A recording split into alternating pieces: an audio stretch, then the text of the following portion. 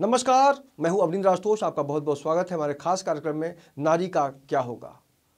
नारी को शक्ति का दर्जा दिया गया है, नारी को शक्ति भी कहते हैं, लेकिन नारी के साथ जिस तरह से व्यवहार किया जाता है समाज में, उससे कोई भी अपरिचित नहीं है। और इसी चर्चा पर हम आज बात करेंगे और इस गंभीर मुद्दे की जो गहराई है उसको समझने की कोशिश करेंगे। अमीना सैयद जी हमारे साथ, समाजवादी पार्टी की बहुत ही एक्टिव नेता है। अमीना जी, बहुत बहुत स्वागत है आपका। और उभरती हुई लेखिका अधीरा शाह हमारे साथ हैं, जिन्होंने बुक लिखा है तपस्या के ऊपर और नारी के संदर्भ में जो भी उन्होंने महसूस किया है। अधीरा, आपका भी बहुत बहुत स्वागत है। तो कुल मिलाकर कहा जा सकता है कि एक रिसर्च के जरिए, एक सर्वेक्षण के जरिए एक कयास लगाया गया कि भारत में नारी सुरक्षित नहीं है। ये बहुत ही गंभीर सवाल है। आप सबसे पहले क्या महसूस करती हैं इस तरह का जब सर्वेक्षण आता है? तो ऐसा है, हमारे देश को सिर्फ बदनाम करने के सिवा कुछ आता नहीं है और हम इस हिंदुस्तान के वासी हैं, रहने वाले हैं जी। और कोई हमारे हिंदुस्तान पे अगर उंगली उठाएगा तो हम ये बर्दाश्त नहीं करेंगे। अरे हम तो गर्व करते हैं हिंदुस्तान के ऊपर कि रात को अगर 2 बजे भी नारी निकलती है तो कोई बंदा उस औरत के ऊपर नज़र उठा के नहीं देखता है। कहाँ की बात कर रही हैं आप? मैं हिंदुस्तान के हर कोने की बात कर रही हूँ। मैं सिर्फ जोगेश्वरी की बात नहीं कर रही हूँ, मैं हिंदुस्तान के हर कोने की बात कर रही हूँ, क्योंकि एक हिंदुस्तान ही एक ऐसा मुल्क है जिसमें नारी सुरक्षित है। हाँ, कोई जगह ऐसा होता है कि जहाँ ये जो आ जाते हैं बलात्कार के केसेस आ जाते हैं या बच्चों का ये वो तो हर जगह चुटपुट चलते ही रहता है, उसको तो हमने। लेकिन किसी ने ये बोल दिया कि हिंदुस्तान पहले नंबर पे है, कि इसके अंदर हिंदुस्तान का नंबर आया है कि पहले नंबर पे। तो जिसने भी ये जो बोला है वो ऑनलाइन किया है। अगर वो घर घर जाके, जिस तरह आदमी 2x2 घर जाके अगर उसका ये करता, रचेज करता, तो उसको मालूम पड़ता है। वो ऑनलाइन करने से क्या मालूम पड़ेगा उसको कि ये कुल मिला के उसने एक मजाक है, एक मजाक बनाया उसने। अधीरा, आप? मजाक बनाया। मेरा मानना है कि अगर जब हिंदुस्तान की बात आती जी, है और इस बारे में अगर ये कहा जाए कि ये हिंदुस्तान जो है वो सुरक्षित नहीं है महिला के मामले में, तो मुझे नहीं लगता कि कोई भी देश सुरक्षित है।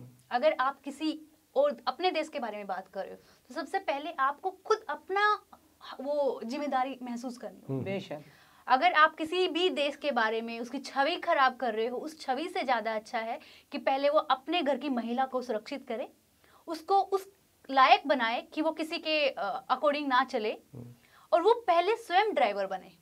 Very good. लेकिन एक सवाल है कि बहस क्यों करनी पड़ती है? क्यों हम बार बार एक दूसरे से पूछते हैं कि आप सुरक्षित हैं, नहीं हैं? ऐसे में मुंबईकरों से हमने बात करने की कोशिश की और मुंबईकर क्या कहते हैं, क्या सोचते हैं इस मुद्दे पर, खासकर लड़कियों और महिलाओं ने क्या कहा, ये सुन लेते हैं पहले। परसेंटेज वाइज बोले तो 60% शायद सेफ हो।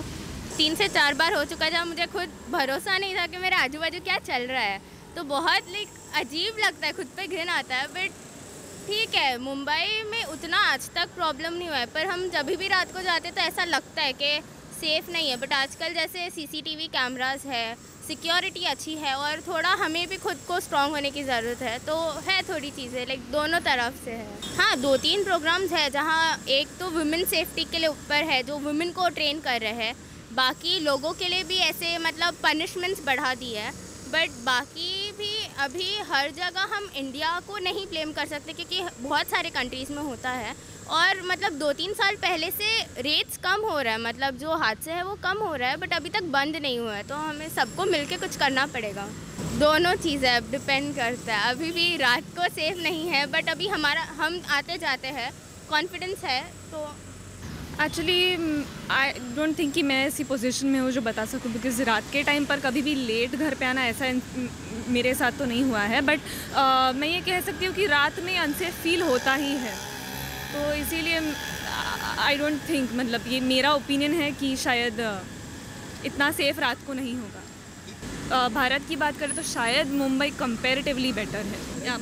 ये ऐसा नहीं होता कि कभी कोई रास्ता सुनसान है, क्योंकि बहुत गजबज होती रहती है, तो फिर अगर सुनसान जगह हो तो वहाँ पर यूजुअली क्राइम्स ज़्यादा हो सकते हैं। बट बिकॉज लोग भी काफ़ी जागरूक है और वो जानते हैं कि अपने आप के लिए खड़े कैसे रहना और आजू बाजू वालों के लिए खड़े कैसे रहना। वो किसी को अकेला छोड़ के ऐसे जाते नहीं है जैसे बाकी शहरों में छोड़ देता है।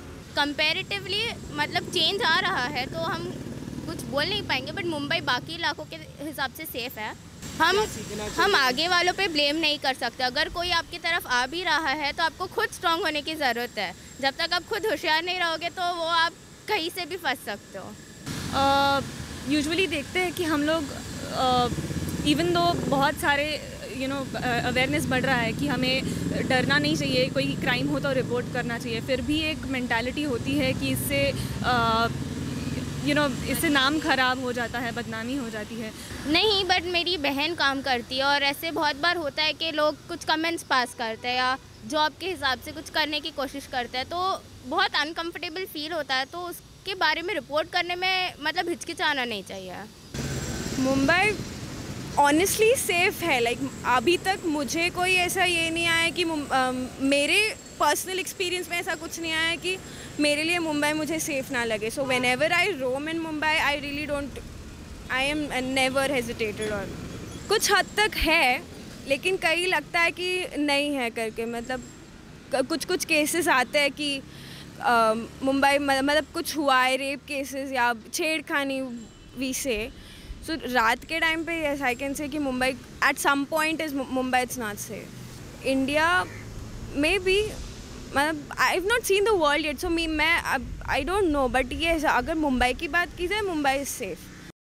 तो देखा आपने कि हर तरह की जो बात है सामने आ रही, मिली जुली प्रतिक्रियाएं हैं। औरतें कुछ को डर भी लगता है मुंबई में, कुछ को लगता है कि बहुत सही है, मुंबई सबसे सेफ है अगर हम। लेकिन आपको पर्सनल लाइफ में क्या एक्सपीरियंस हुआ? आप भी महिला हैं। जी देखिए, ऐसा है, हम भी जो है रिसर्च करते हैं, चाहे किताबों का मायना करते हैं, हम किताबें पढ़ते हैं, तो हमने उसमें देखा, चाहे बाहर मुल्क का मुसलमान कंट्री पाकिस्तान हो दो, अफ़गानिस्तान हो दो, इधर वहाँ लड़कियाँ औरतें सुरक्षित नहीं हैं। वहाँ जो है 7 बजे के बाद कोई औरत बाहर नहीं निकल सकती। आज हमारे हिंदुस्तान में रात के 12 बजे लेडी अगर लाशों पिक्चर देख के निकलती भी तो कोई बंदा उसके ऊपर उंगली उठा नहीं सकता है, कोई उसको देख नहीं सकता। हाँ, अब लेडी अगर खुद गिरे पड़े तो उसको कोई बोल नहीं सकता है। बाकी मैं पुरुष के बारे में ये तो बोलना ज़रूर समझूंगी कि इतने गए गुजरे हमारे हिंदुस्तान के पुरुष है भी नहीं। ये बहुत अजीबोगरीब लग रहा है कि पुरुषों की तारीफ भी हो सकती है। नहीं, ये बात तो सही है, क्योंकि मैं खुद रात को मेरा पुलिस स्टेशन का काम है, मैं महिला मंडल से जुड़ी हूँ, मैं पुलिस चौकी से जुड़ी हूँ, मैं दवाखाने जाती हूँ तो कभी रात को 2 बजे मेरा आना होता है, 3 बजे आना होता है, 1 बजे आना। मैं अपने ऊपर बोल रही हूँ। तो मेरे को तो आज तक, मैं माशाल्लाह जब मैं अभी आई थी तो मैं पहले भी 20 साल पहले भी तो कोई बुरी तो नहीं दिखती होंगी, लेकिन आज तक नहीं, आपने जो काम किया, देखिए आप समाज से जुड़ी हुई हैं, डायरेक्ट जुड़ी हुई हैं। मैं और यही की बात नहीं करी, मैं ऐसा नहीं है, मैं बॉम्बे भी गई हूँ, बॉम्बे से भी आई हूँ, बरौली से भी आई हूँ, कांदिवली से भी आई हूँ, ऐसी इधर ही की बात नहीं करी, मैं बाहर से भी आई हूँ। लोग किसी ने हमारे को ना उंगली लगाया, ना किसी ने हमको छेड़ा, ना किसी ने हमको बुरा भला कहा। शायद तो मैं किस तरह पुरुष क्या ये करूंगी? आपको देख के कहीं डर तो नहीं जाते होंगे? ऐसा नहीं होता है, क्या है, देखो औरत ही होती है। लेकिन मैं बताई ना, एक औरत वो है जो गिर के जाए तो उसको तो हम बोल नहीं सकते, लेकिन कोई छेड़ने को आए तो फिर उसको कुल मिलाकर अमीना सैयद का साफ मानना है कि जो रिसर्च के तहत कहा गया है कि महिलाएं भारत में सुरक्षित नहीं है, उसको खारिज करती है। हमारा हिंदुस्तान मान है, बिल्कुल। मैं एक ही बात। और आप अगर हरियाणा से बिलोंग करती हैं तो आपकी क्या मतलब, आपका क्या अनुभव रहा है महिलाओं के संदर्भ में सुरक्षा की अगर हम बात करें तो? सबसे पहले मैं एक ही लाइन कहना चाहूँगी, जैसे कि हर रास्ते में लिखा होता है कि सवारी जो है वो अपने सामान की स्वयं जिम्मेदार है। बहुत अच्छा उदाहरण दिया आपने। तो अगर महिला की बात है तो जब महिला किसी घर से, किसी परिवार से निकलती है तो सबसे पहले उसके परिवार को उसकी जिम्मेदारी उठानी है। उसको सिखाना होगा कि वो पहले इस लायक बने कि कोई उसके ऊपर उंगली ना उठाए। और ये शायद हम भूल जाते हैं कि जब हम एक उंगली किसी और को दिखाते हैं, वो 4 उंगलियां हमारी तरफ भी होती हैं। तो देश की छवि खराब करने से कुछ हासिल नहीं होने वाला है। नहीं, अगर भारत की वाकई हम गांव और अलग अलग इलाकों की बात करें तो आपको नहीं लगता कि जिस तरह की खबरें रोज आती हैं, इसका शोषण हो गया, उसका बलात्कार हो गया, उसका किडनैप हो गया, सिर्फ एक रोजमर्रा का अपना न्यूज चैनल अगर लेना है तो कुछ ऐसी चीजें दिखाते हैं कि ये जो है यहाँ इस दिल्ली में ऐसा हो गया है, तो शायद दिल्ली में बहुत सारे ऐसे एरिया भी हैं जहाँ पे बहुत अच्छे काम भी होते होंगे लड़कियों के लिए। क्या वो दिखाए जाते हैं? नहीं दिखाए जाते। नहीं, अहम सवाल है ये। राइट, नहीं दिखाए जाते। अगर किसी एक कोने में दिल्ली में किसी लड़की के साथ कुछ हादसा हुआ तो क्या दूसरे कोने में उसी लड़की की किसी ने मदद नहीं की होगी ना? बहुत अच्छी बातचीत चल रही है और इसमें नजरिया बदलने की जरूरत है जी। हर किसी को कुछ ना कुछ सोचना पड़ेगा कि वाकई ये हमारी देखिए वो फीलिंग तो खत्म हो गई है, बहुत कम ही लोग मिलते हैं जो माँ बहन की नज़रों से लोगों को देखते हैं। हाँ, औरतों यही को मेरा उसके लिए क्या करना चाहिए, क्या मतलब आपको कभी सोचा है आपने? मैं तो ये सोच रही हूँ कि देखिए, अगर बेटियों से सवाल किया जाता है कहाँ जा रही हो, कब आओगी, बेटों से नहीं। नहीं, भले बहू बेटी हो, वो बाहर निकल रही है, कोई ये नहीं है, जाना भी चाहिए, दुनिया का माहौल देखना भी चाहिए। लेकिन मेरी सोच मैं बताती हूँ आपको कि जब तुम घर से निकल रहे हो तो एक अपने आप को भी सही ढाल के निकलो, अच्छे से निकलो, ताकि जो है सामने वाला ना, हर बंदा एक जैसा नहीं होता है, अलग अलग ख्यालात होते हैं, अलग अलग दिमाग होता है। तो बच्चियों को भी जो है अपने कपड़ों के ऊपर थोड़ा सा ध्यान देना चाहिए बस। मेनका गांधी ने भी साफ कह दिया है कि महिलाओं के संदर्भ में जो सर्वेक्षण आया है वो गलत है।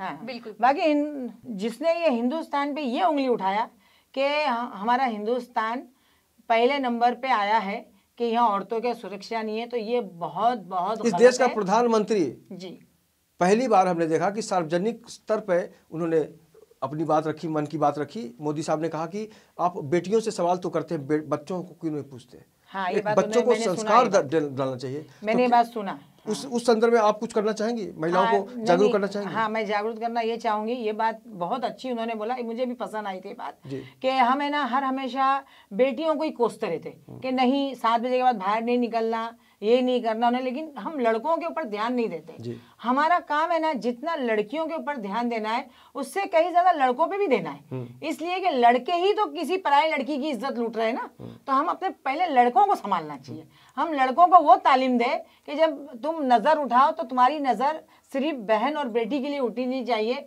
किसी गैर औरत के लिए नहीं उठनी चाहिए। वो नजर में अपने शर्म और हया होना चाहिए। ये बहुत काल्पनिक बात लग रही है सुन के, लेकिन ये यथार्थ से जुड़ा हुआ है। आपको क्या लगता है कि वाकई ये जो बात कर रही हैं अमीना जी, वो मैं दिन इनकी कब बात आएगा? के साथ सहमत हूँ, लेकिन साथ में मेरे विचार थोड़े अलग हैं इनसे।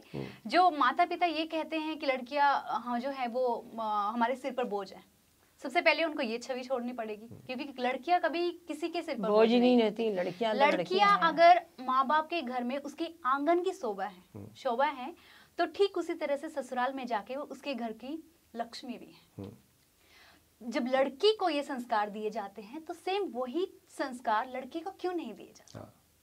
ये संस्कार देने की जो प्रथा है वो हर घर में है, और एक अपना उसमें कुछ बताया नहीं जाता है, आप खुद ब खुद आपको एक संस्कार मिलता है, लेकिन आप उस संस्कार को तोड़ने की कोशिश करते हैं, तब इस तरह की घटनाएं होती रहेंगी और दुनिया को भी मौका मिलेगा कि हिंदुस्तान में ये नहीं हो रहा है, वो नहीं हो रहा है। तो हम अपने घर को अगर सुरक्षित कर लेते हैं तो हमारा समाज भी सुरक्षित हो जाएगा। उन लोगों को आप क्या कहना चाहेंगी जो बहुत घुटती रहती हैं अंदर में अंदर, अपनी जो उनके साथ जो होता है, शोषण भी होता है तो बताती नहीं किसी को? नहीं, मैं उन लोगों के लिए तो एक मैसेज छोड़ना चाहती हूँ कि कभी भी, चाहे वो बच्ची 10 साल की हो या 8 साल की हो या 20 साल की हो, अगर उसके साथ कोई भी आदमी ज़रा सा भी गलत हरकत कर रहा है तो उसको शर्माना नहीं चाहिए। उसको सबसे पहले अपने गार्जियन को, माता पिता को, बड़ी बहन है, बड़ा भाई है, उनसे जाके उनको अपना बात शेयर करनी चाहिए कि मेरे साथ ये चीज़ हरकत हुई है, फलाने ने मेरे साथ ये किया है। क्योंकि आदमी ना शर्म मैंने देखा है टीवी के अंदर, बहुत ऐसी माएँ हैं जो मेरी बच्ची के साथ ऐसा हो रहा था, वो बता नहीं रही थी, बाद में जब ऐसा हो गया तो मेरे सामने आ गया। और माँओं को भी मैं ये बोलना चाहूँगी कि अपनी बच्चियों के ऊपर इस चीज़ का ध्यान रखे कि अगर कोई ऐसा कर रहा है तो उसके ऊपर फॉलो करो, उस बात को फॉलो करो, उसको छोड़ो मत, बिल्कुल उसको जाने मत दो। फिर जब बढ़ जाएगा, वो बात बढ़ जाती है, जब टीवी तक आ जाती है तो फिर वो गलत हो जाता है ना। आप उस चीज़ को पहले से ये कीजिए ना। हमारा हिंदुस्तान साफ सुथरा है, साफ सुथरा रहेगा और हम तो आगे जाएंगे, हमारे पीछे और लोग आएंगे। हो सकता है एजुकेट जो आगे चल रहा है, आज साइंस आगे बढ़ रहा है, हमसे भी अच्छा संवारने वाले लोग आएंगे और संवारते जाएंगे और हमारा हिंदुस्तान एक अच्छा माहौल का गुलदस्ता हो। और अगर हिंदुस्तान की महिलाओं की बात करें, जहाँ तक असुरक्षा की बात होती है, ऐसे में इस देश में इंदिरा गांधी का नाम हुआ है, इस देश ने सोनिया गांधी को मौका दिया, इस देश ने अलग अलग, सुषमा स्वराज जी काम कर रही हैं, स्मृति ईरानी काम कर रही हैं। इंदिरा गांधी जैसी कौन आएगी? देखिए 15 साल उनके देश में अगर कोई कहता है बाहर का आदमी कि यहाँ पे महिलाएं सुरक्षित नहीं है तो बहुत अजीबोगरीब लगता है। गलत है। अगर सुरक्षित नहीं होती थी तो 15 साल इंदिरा गांधी राज नहीं करती। 15 साल राज किए ना, और इंदिरा गांधी ने ही अभी भी औरत लोग को सिखा के गई है। ममता जी काम कर रही है, बनर्जी साहब जी हाँ, देखो वो भी है, ममता बनर्जी, राबड़ी देवी को मौका मिला था इस देश में, मायावती, और बांग्लादेश की वो हसीना, हाँ वो भी तो है ना। तो औरतें हर इसमें फूलन देवी बन के आगे आई है, ऐसी कोई बात नहीं है। फिर हमारी फूलन देवी भी तो थी ना, जो गई, अरे कुछ भी हो, संघर्ष करी ना उसने। कुल मिलाकर तो दुनिया कोई भी मार्क्स देने की कोशिश करे, कोई भी प्रमाण पत्र देने की कोशिश करे, उसको स्वीकार करने की जरूरत हम नहीं है। औरतों के बारे में तो कभी सुन नहीं सकते बुरा। बस हिंदुस्तान की रहने वाली महिलाओं ने, अमीना सैयद पॉलिटिकल ढंग से काम करती हैं, सोशल नेटवर्किंग से भी जुड़ी हुई हैं, और एक ऑथर है, एक राइटर के तौर पर काम कर रही हैं, तो इनको भी बहुत ज़्यादा अनुभव है महिलाओं के संदर्भ में। इसलिए कहा जा सकता है कि जो भी कोई हम पे थोपने की कोशिश करेगा कि हिंदुस्तान ये है वो है, तो हम बर्दाश्त नहीं करेंगे। बिल्कुल बिल्कुल। इस चर्चा में शामिल होने के लिए अमीना जी आपका बहुत बहुत शुक्रिया, और आपका भी अधीरा बहुत बहुत शुक्रिया। तो कुल मिलाकर हिंदुस्तान की नारी क्या सोचती है ये तो आप समझ ही सकते हैं, लेकिन ये वक्त आ गया है कि अब हिंदुस्तान की नारी के मन की बात को समझने की दिशा में भी ये समाज जो है आगे बढ़े, क्योंकि अगर नारी सुरक्षित है तो ये समाज सुरक्षित है, समाज सुरक्षित है तो ये घर सुरक्षित है, और घर जहाँ सब कुछ सही है वहाँ देश भी सुरक्षित है। इस चर्चा में इतना ही। बाकी की खबरों के लिए आप देखते रहिए इन 24 न्यूज़, और मुझे दीजिए इजाज़त। नमस्कार।